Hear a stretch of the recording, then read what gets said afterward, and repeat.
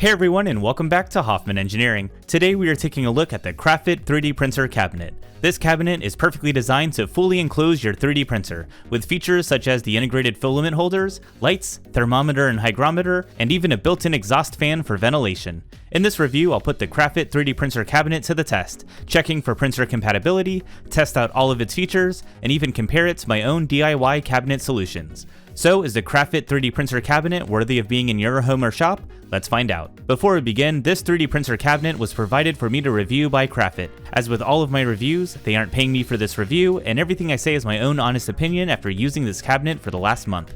My videos do have affiliate links in the description, so if you're interested in anything you see in my videos, you can use those links to help support my channel. We appreciate it.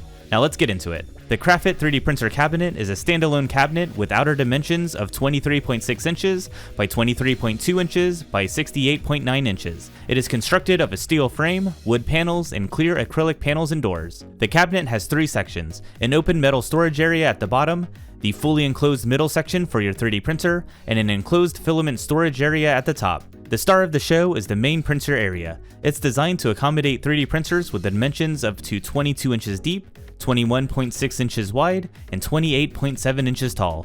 This fits a wide variety of models. I personally tested the Anycubic Cobra 2 Neo, the longer LK4X, the Elegoo Neptune 4 Pro, the Two Trees SK1, and the Anycubic Photon Mono M5. It's important that you measure the full size of your printer's working area before purchasing, especially if you have a bed slinger printer. I found that my bed slinger printers with 220mm or smaller beds tend to fit, but the larger bed sizes would need too much room to move and you wouldn't be able to close the doors.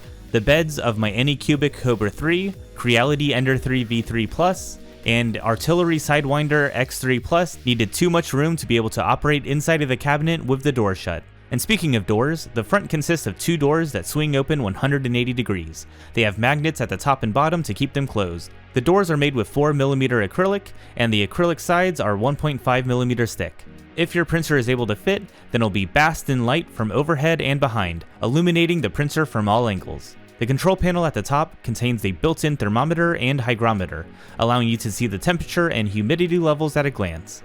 It also controls the overhead light and exhaust fan. The exhaust fan is a powerful 4.5-inch diameter fan which can blow at 4.2 meters per second, or 9.4 miles per hour. It includes a 7-foot duct that makes it easy to vent out of a window, or do what I prefer and connect it to an air purifier to filter out harmful particles and fumes. This would be very helpful for materials that emit smells like ABS, and is especially helpful for resin printers.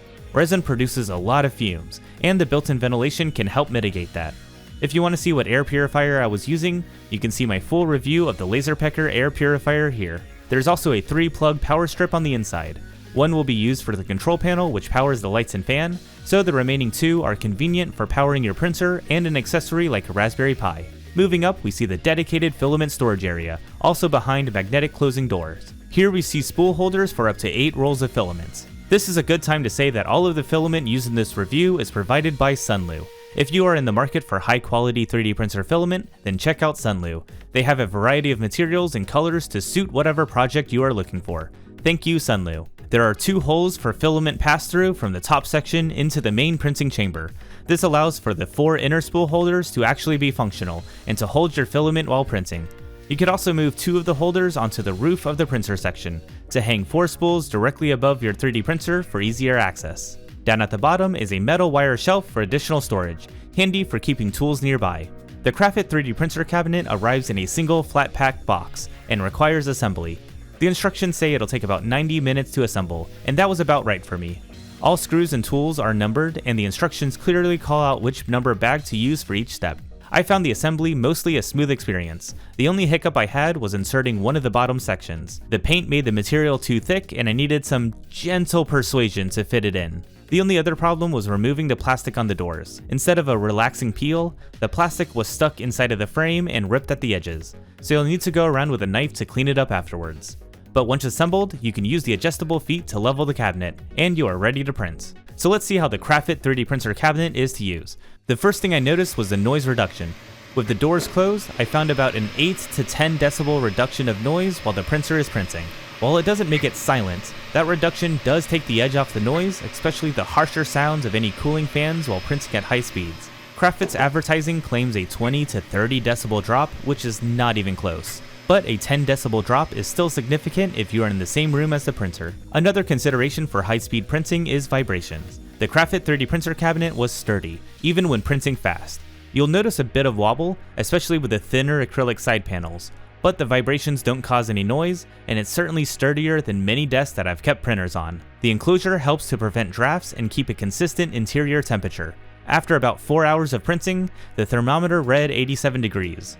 This would be helpful when printing with materials like ABS, which like to warp without an enclosure. It also helps to keep dust, pets, or little fingers from getting into the printer area. If you follow my channel for any length of time, you'll know that I'm a big proponent of storing filaments in a dry box to help keep them dry. I had hoped that I could use the top filament cabinet as a dry box, so I put in my rechargeable dehumidifier and hygrometer and watched it over the next day. Unfortunately, the gaps around the doors were too large, and the moisture level never really dropped below ambient room air. You could probably seal the gaps with weather stripping to make it more airtight, but if you're worried about moisture affecting your filaments, I wouldn't keep the rolls in there long term. So let's talk pricing. The Crafit 3D printer cabinet sells for $499 at the time of recording. I've seen sales come and go as I've tested. I was offered an Amazon Prime member discount of $100 and even got an additional $30 coupon, bringing the price down to a low of $370. $500 might seem like a lot of money for a cabinet, but let's see if we could build our own for cheaper. I currently keep my printers on IKEA Boros shelves. They are slightly wider but not as deep as the Crafit shelf.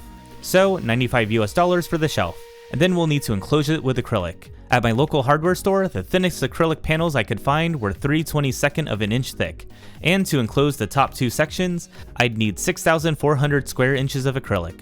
Depending on how I cut, I calculated about $221 to $244 of acrylic for the sides. Now let's add all the other features. 150mm exhaust fan, $35. 4-inch duct, $15. Thermometer, hygrometer, $10.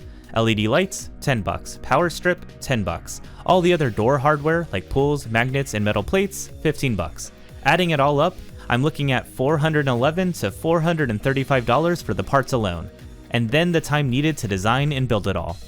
Another popular 3D printer enclosure is the JK Snipers DIY enclosure, which uses extruded aluminum to build the shelves. You can download the plans for €25, and the creator estimates it costs around 300 to 400 euros for the default configuration. So we're looking at a material cost of $315 to $420, and you'll still need to print all the brackets and cut and assemble everything. Now that we have some points of comparison, the Crafit's $500 price tag seems like a pretty good deal. You might be able to save a little money up front by going the DIY route and sourcing the parts yourself, but you'll be spending way more time designing, cutting, and assembling it all. Crafit has done all of that work for you with step-by-step assembly instructions. I only had one small issue with the Crafit enclosure. One of the magnets that screws into the filament door arrived broken, and it doesn't stay on the door.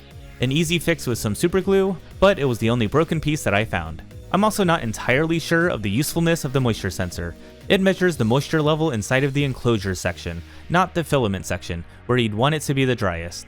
The exhaust fan will be pulling in fresh air constantly, so that humidity level won't really tell you much. It's neat to see the number, but it's not very actionable. In conclusion, I found the Crafit 3D printer cabinet a great addition to a house or workshop. As we all should strive for, it makes your 3D printer the center of attention by giving it its own dedicated space. And it's functional, with the full enclosure keeping dust, pets, and little hands out, while keeping the temperature in. The reduction in noise is nice, and I love the active ventilation for resin printers. You'll need to measure the full working area needed by your 3D printer to check if it's compatible, but if it is, then the Crafit 3D printer cabinet is an excellent piece of furniture for any 3D printing enthusiast. At the full $500 price tag, it is a compelling purchase, and any sales price on top of that would make it a no-brainer if you are looking for a home for your 3D printer. So thank you all for watching my review of the Crafit 3D printer cabinet. What is your favorite feature? What features do you think it's missing? Let me know in the comments below. I have plenty of upcoming 3D printer projects and reviews, so be sure to subscribe so you don't miss out on those future videos. And since it is the start of the show, why not check out my review of the Two Trees SK1 3D printer? It might be the perfect printer to keep in your Crafit 3D printer cabinet. So thank you all for watching, and I'll see you all next time.